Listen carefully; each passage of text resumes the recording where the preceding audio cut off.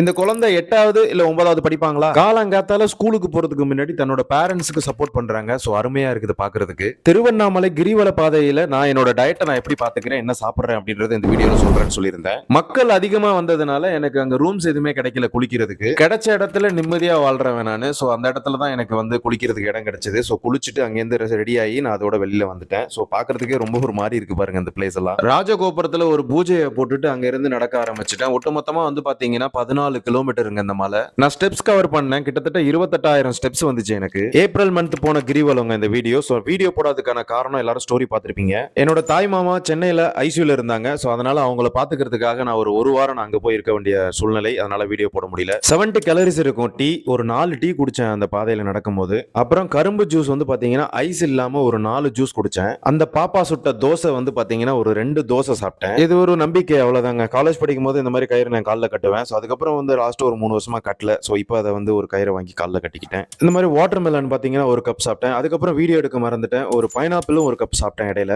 இந்த ட்ரிப்ல நிறைய பேர் போண்டா, பஜ்ஜி, ஃப்ரைட் ரைஸ் இதெல்லாம் சாப்பிட்றத பார்த்தேன். இதெல்லாம் தவிர்க்கலாம். ஒரு வழியா கோயிலுக்குள்ள வந்து சாமியை கும்பிட்டுட்டு ஒரு நிமிஷம் உங்ககிட்ட ஒரு கேள்வி கேட்கிறேன். முருகப்பெருமான் யாருக்கு காட்சி அளித்த சன்னதி இது? கரெக்டா சொல்லுங்க பாப்போம் கமெண்ட்ல.